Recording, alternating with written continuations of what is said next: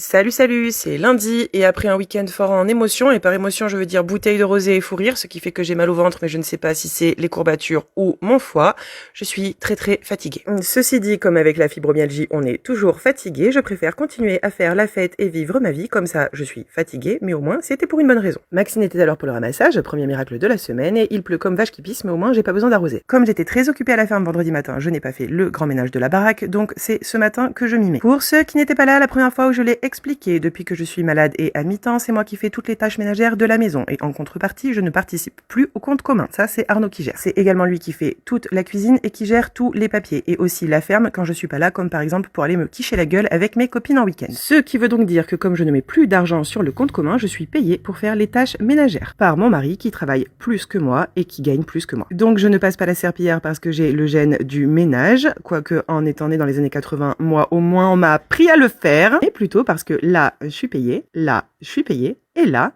je suis payée aussi, les gars. Bref, 9h30, tout est propre et il a arrêté de pleuvoir, donc je vais voir mes poules et mes poules. Puis je monte à la serre pour m'assurer que tout le monde va bien, et c'est le cas, donc je suis ravie. Et en revenant de la serre, je ramasse le repas de midi. Ce qui est, précisons-le, une autre manière de participer au ménage. Faire pousser de la bouffe pour tout le monde. Enfin, je m'attaque au plus gros chantier du jour, ma tronche, parce que je travaille du soir et on ne peut pas faire peur aux gens comme ça. Et avant de partir, je mange mon repas 100% autoproduit. Et puis ma foi, c'est l'heure d'y aller, absolument pas motivée, mais toujours époustouflée par cette vue merveilleuse. À demain!